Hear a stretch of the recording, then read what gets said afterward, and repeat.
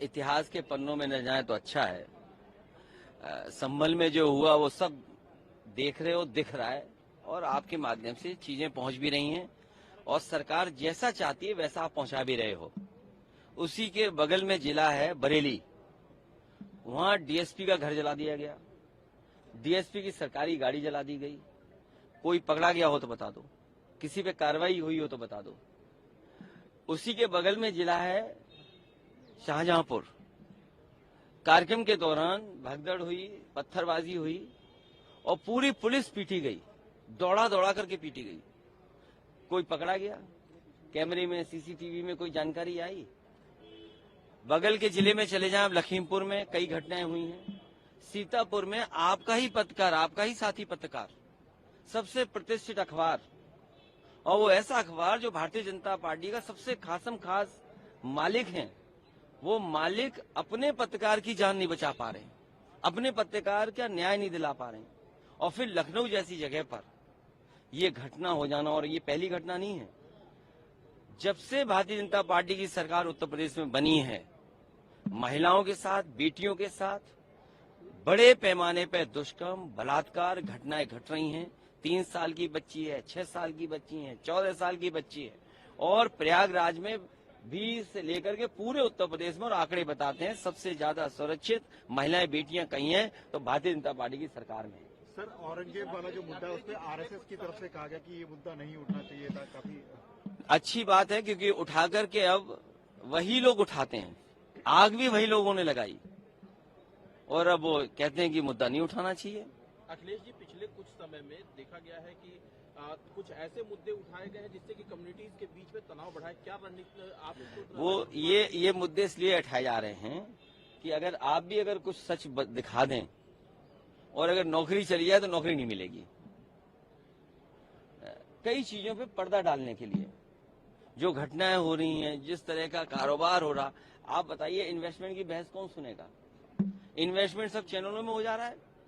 हम उत्तर प्रदेश की जनता इंतजार कर रही है कि कोई उद्योगपति आए, यहाँ पर इन्वेस्ट करे, उद्योग कारखाने चले, लेकिन बड़े बड़े पैमाने पर इन्वेस्टमेंट चैनलों में हो रहा है। चैनलों के लोगों को टूर कराया जा रहा है, वो इसलिए कि ऐसी खबरें चलें जो उनके पक्ष की हों। तो आप लोग पर्दा डालने का काम मत करो। डीएसपी का घर जला दिया गया, उसकी गाड़ी फूंक दी गई, पूरी पुलिस पिटी है, करप्शन बड़े पैमाने पर है, बड़े अधिकारी छोटे अधिकारी के साथ छिड़कानी कर रहे हैं। और सोचिए, अगर प्राइम मिनिस्टर की कॉन्स्टिट्यूंसी में ये बातें हो रही हो, एक जेलर ने अपने जूनियर महिला के साथ क्या किया, मारते मारते की जान ले ली वहां पे दलित बेटे के साथ वाराणसी में। तो ये बीएचयू की बेटी को न्याय नहीं मिल पा रहा, और जितने थे वो सब कौन थे? वैसे हालांकि आप सब जानते हैं, सोशल मीडिया पे रहते हैं, योगी जी के साथ कोई तस्वीर नहीं खिंचा सकता। आप अगर पर्सनल तस्वीर खिंचाना चाहें नहीं खिंचा सकते, लेकिन बीएचयू के जिन लोगों ने बेटी के साथ अन्याय किया, घटना की, उन सबकी फोटो दी योगी जी के साथ। तो ये सवाल भी उठाओ जिससे जनता में संदेश अच्छा जाए और आधे आबादी को न्याय मिले। सर, डीलिमिटेशन को लेकर के जो तमिलनाडु की पार्टियां, मैं तमिलनाडु के लोगों के साथ हूं, क्योंकि भारतीय जनता पार्टी पता नहीं कैसा डिलिमिटेशन कर दे। हमने देखा नहीं ब्लॉक प्रमुख की चुनाव कैसे लड़ते हैं ये लोग, विधानसभा चुनाव कैसे लड़ते हैं, जात के आधार पे पोस्ट करते हैं। सर, आप जाएंगे जात के आधार पे और पोस्ट है नहीं। ये सवाल तो सरकार पहले सेंसस करे, सेंसस के बाद जाति जनगणना हो, डिलिमिटेशन होगी, महिलाओं के हमारे आरक्षण हो, पिछड़ी दलित महिलाएं और अल्पसंख्यक महिलाओं को आरक्षण हो, तब हम लोग जाएंगे। सर, तो कहा जा रहा है डिलिमिटेशन 71 के जनगणना पर होनी चाहिए। अरे ये नहीं, एक मिनट, मेरे पत्रकार साथी, ये जो घर घर नल लग रहे हैं और घर घर जल पहुंच रहा है, ये भी लगता है 71 के ही आंकड़ों से ये डिजाइन किया गया पाइपलाइन है। तुम बाल्टी रख देना, अगर 2 दिन में भी बाल्टी भर जाए, तो ऐसी बातें मत करो।